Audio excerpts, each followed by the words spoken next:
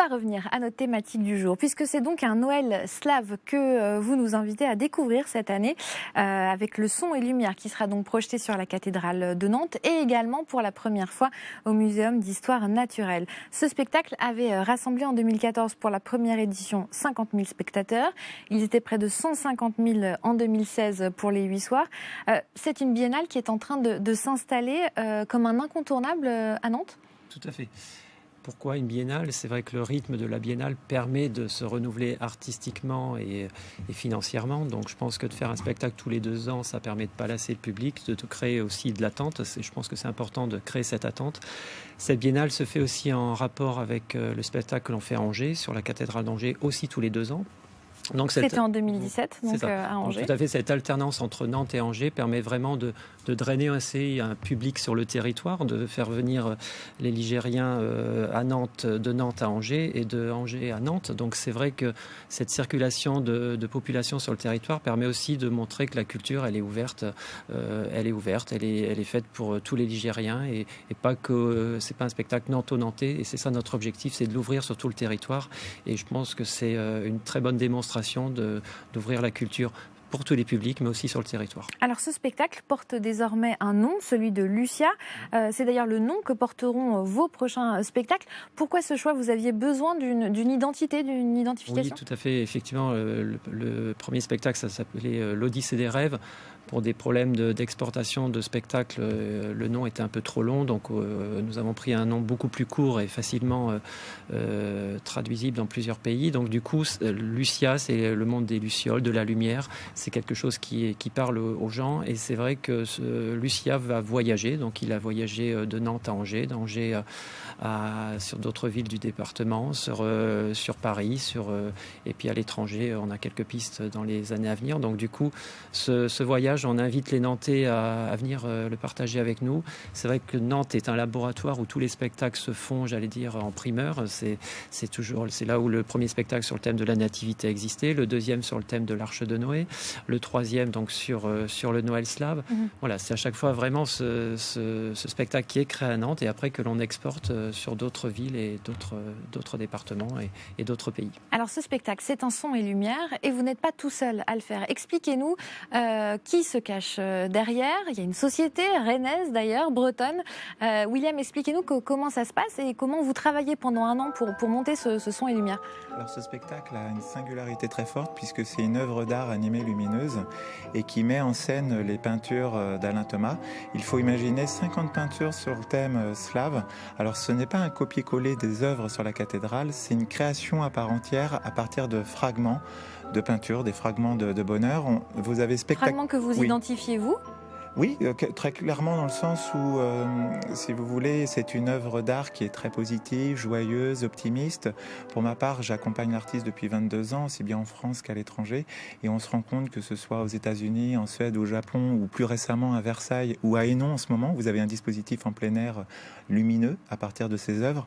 Bientôt à Séoul, on se rend compte qu'en fait, c'est une œuvre qui est intergénérationnelle, universelle, intemporelle et qui réunit le plus grand nombre. Donc ça, c'est pour l'œuvre du peintre Alain Thomas, qui est le peintre dont vous vous inspirez pour ce spectacle-là, et la collaboration va durer. Ce sera vraiment le peintre de référence. Hein. Oui, alors c'est un croisement entre le digital et le pictural. D'ailleurs, c'est votre père. Hein.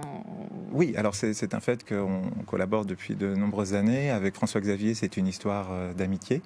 Donc c'est ce qui crée, si vous voulez, du lien. Il y a la partie visible avec le spectacle. Il y a cette partie invisible qui nourrit ce spectacle et qui fait qu'aujourd'hui, ce spectacle connaît un joli succès.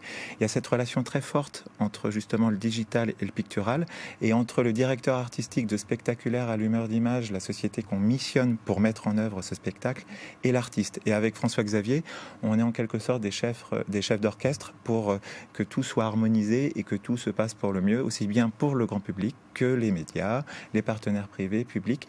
Finalement, rares sont les événements où il y a une belle unité comme celle-ci. C'est un spectacle qui véhicule de belles valeurs de paix environnementale et au service du beau, au service de la cathédrale. La peinture magnifie le spectacle magnifie la peinture réciproquement, et c'est vraiment un tout. Et magnifie également le patrimoine. Et ça, d'ailleurs, c'est important. Et la Société Spectaculaire y participe. Expliquez-nous comment ils travaillent pour mettre sur pied ce genre de en 2014, la cathédrale de Nantes a été scannée pendant plus d'un mois. Donc, c'est un très, très gros travail. Donc, ce gros travail de scanner, du coup, une fois réalisé pour le spectacle de 2016 et 2018, on n'a pas à le refaire. Par contre, il y a toujours cette création artistique qui est créée par une vingtaine d'infographistes pendant entre 8 et 10 mois sur l'entreprise de Rennes. C'est un très très gros travail. Toutes les œuvres sont complètement défragmentées et retravaillées. Il faut savoir que pour faire un petit feuillage gros comme ça, il faut presque 2 ou 3 heures de travail. C'est un travail excessivement lourd, étant donné qu'il faut qu'il soit complètement en adéquation avec les reliefs de la cathédrale. La cathédrale de Nantes n'est pas plane, donc c'est vraiment un travail extrêmement accompli et compliqué à mettre en place. Et l'objectif, c'est de faire rentrer le spectateur sur ce côté immersif. Pendant 12 minutes, on est complètement plongé dans l'œuvre et c'est une expérience vraiment à vivre en réalité et pas que de le voir, j'allais dire, sur les réseaux sociaux, à la télévision, où effectivement les images sont très belles, mais en étant vraiment devant la cathédrale, vous sentez des vibrations et vous sentez vraiment cet échange entre le monument et le public. Et ça, c'est vraiment une expérience à vivre. Et alors, la nouveauté cette année, c'est qu'il va y avoir un bonus pour le public puisque vous proposez une deuxième projection, cette fois-ci au Muséum d'Histoire Naturelle. Expliquez-nous ce qui va se passer là-bas. C'est une belle surprise parce qu'en fait, le muséum va être transformé en jardin de lumière au niveau du parc et vous y trouverez des gobos, des extraits d'oiseaux, des peintures lumineux au sol. Les essences seront éclairées et vous aurez sur la façade principale une animation nocturne lumineuse qui va créer un vrai écrin de rêve. Ce sera très contemplatif, on sera dans une ambiance de chants, d'oiseaux, de forêt amazonienne et on aura bien évidemment un écho avec la cathédrale de Nantes puisqu'on y retrouvera ce fameux toucan du sud qui rencontre le toucan de l'est. Le toucan étant l'oiseau emblématique de l'artiste, où on a ce croisement entre cette approche naturaliste et cette approche de rêve. C'est ce que va proposer cette année le Muséum d'Histoire Naturelle. Ça signifie donc que d'une année sur l'autre, Lucia peut potentiellement investir comme ça d'autres lieux de Nantes ? Donc en 2016, on avait investi le Jardin des Plantes. Donc cette année, le Muséum d'Histoire Naturelle. Donc effectivement, de coupler, j'allais dire, un monument ou un lieu emblématique de Nantes permet vraiment de créer un chemin. Et ce chemin entre le muséum et la cathédrale permet de drainer un public d'une manière complètement autonome, et ce qui permet de créer ce chemin librement. C'est-à-dire que le public peut venir à 18h voir le muséum, après aller à la cathédrale une heure après, ou l'inverse, commencer par la cathédrale et finir par le muséum. C'est vraiment libre. C'est ce que l'on veut faire sur notre spectacle, c'est la liberté. C'est-à-dire qu'on ne veut pas raconter une histoire, j'allais dire, verbalement. On veut que le public se plonge dans ce spectacle, qu'il soit dans une espèce de rêverie et qu'il puisse, que toutes les images qui s'expriment touchent le public d'une manière profonde. C'est ça qui est important. Vous parlez de rêverie, c'est ce qui caractérise d'ailleurs le peintre Alain Thomas, qui est un peintre nantais. On dit de lui que c'est le chef de file de la peinture dite naïve, primitive. On aime ou pas ce qualificatif, c'est en tout cas le chef de file de l'imaginaire. On pourrait dire que c'est un peintre de l'imaginaire, un peintre au Jardin d'Éden. Il y a cette notion de voyage absolu. Il n'y a pas de frontières. C'est un art dit spontané qui se traduit par la couleur, le détail, le rêve, ce qui fait qu'il n'y a pas de frontières. On le voit bien au niveau des scolaires. Les enseignants raffolent de ce style de peinture parce qu'il y a un éveil à l'art qui est bienvenu.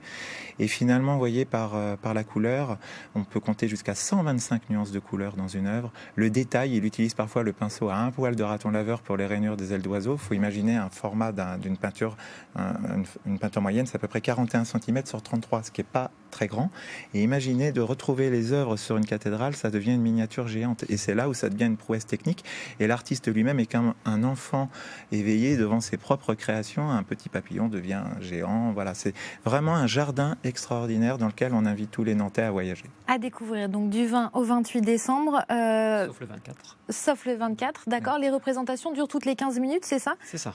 À partir de... C'est les soirs, forcément, à partir de 19h30. C'est ça, donc sur une heure avant pour le Muséum d'Histoire Naturelle et une heure après à la cathédrale, ce qui permet de pouvoir voyager d'un monument à l'autre. D'un espace à l'autre. Voilà, et on rappelle que, bien évidemment, c'est gratuit et donc accessible à tous. Public, merci à tous les deux pour ces informations sur cette projection Lucia qui aura donc lieu du 20 au 28 décembre.